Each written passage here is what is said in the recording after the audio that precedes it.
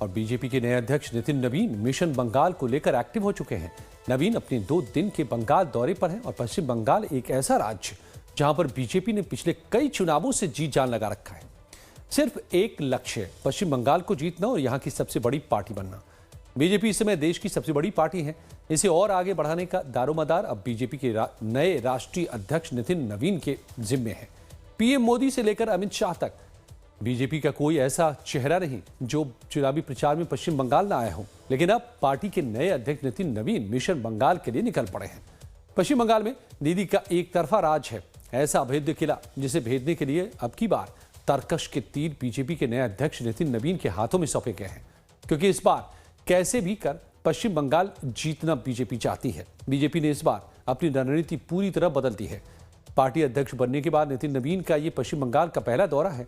नितिन नवीन ने अपनी पहली ही संगठनात्मक बैठक में साफ कर दिया था कि इस बार लड़ाई सिर्फ राजनीतिक नहीं बल्कि मनोवैज्ञानिक भी होगी। टीएमसी को आड़े हाथों लेते हुए ये भी कहा कि टीएमसी बंगाल को फिर से बांग्लादेश बनाना चाहती है। सरकार घुसपैठियों को लाने के लिए यहां आई है और बंगाल को बांग्लादेश में मिलाना चाहती है। बंगाल के अलग अलग मुद्दों को, वहां का धार्मिक, सांस्कृतिक और संस्कृति को, वहां की सुरक्षा और वहां की जनता के लिए कुछ प्लान भी नितिन नवीन ने तैयार किए हैं। टीएमसी की बंगाली अस्मिता की काट के लिए बंगाल का खोया गौरव वापस लाने का नैरेटिव सेट किया गया है। नवीन के साथ निर्देश हैं कि टीएमसी की हर चाल का जवाब मैन टू मैन मार्किंग के जरिए दिया जाएगा, यानी टीएमसी के हर दांव और हर नेता के लिए बीजेपी के पास एक खास काउंटर प्लान तैयार होगा। 2021 की हार से भी सबक लिया है। 2021 की हार के रिपोर्ट के आधार पर 2026 की रणनीति बुनी जा रही है और पहले से ही दौरे के लिए उन्होंने पश्चिम बंगाल की उन जगहों को चुना है जहां ज्यादातर वोटर गैर बंगाली हैं। दुर्गापुर और आसनसोल में बड़ी संख्या में गैर बंगाली वोटर हैं। ऐसे वोटर्स बड़ी संख्या में हैं जो मूल रूप से बिहार के रहने वाले हैं और यही कनेक्शन इस बार सबसे खास है क्योंकि नितिन नवीन खुद बिहार से हैं। इतना ही नहीं, नितिन नवीन ने खुले मंच से ममता बनर्जी पर हमला बोल दिया। ये भी साफ कर दिया कि चाहे कुछ भी हो जाए बंगाल को बांग्लादेश नहीं बनने देंगे। बंगाल को एक बार फिर से बांग्लादेश बनाने की कोशिश की जा रही है।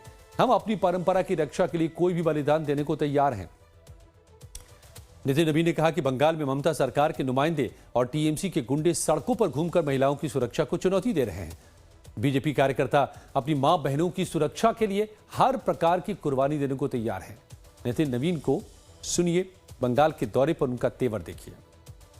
हमें पूरी तरह से चौकन्ना रहने की आज जरूरत है मित्रों, क्योंकि हम देख रहे हैं जिस प्रकार से घुसपैठियों की तरफदारी करने वाली सरकार यहां बैठी है, जिस प्रकार से करोड़ों हिंदुओं के साथ, सनातन परंपराओं के साथ चोट करने वाली सरकार यहां बैठी है, वो प्रयास कर रही है कि फिर से बंगाल को बांग्लादेश में ले जाए। लेकिन हम भाजपा के कार्यकर्ता संकल्पित हैं, हम किसी भी प्रकार की कुर्बानी देने को तैयार हैं, लेकिन किसी भी हाल में बंगाल को बांग्लादेश में नहीं मिलने देंगे और बंगाल की सुरक्षा के प्रति अपनी संकल्प को दोहराते हैं। और इसलिए मित्रों, ये समय है ऐसी सरकार के खिलाफ आंदोलन खड़ा करने का। तो नितिन नवीन का फोकस बिल्कुल साफ है। यहां अब कभी बांग्लादेश वाली स्थिति नहीं बनने देंगे। महिलाओं की सुरक्षा और यहां की जनता की सुरक्षा सबसे ऊपर है और इसके लिए बीजेपी और बीजेपी का एक एक कार्यकर्ता तैयार है। बस जनता को साथ आना होगा और थोड़ा सा साथ निभाना होगा।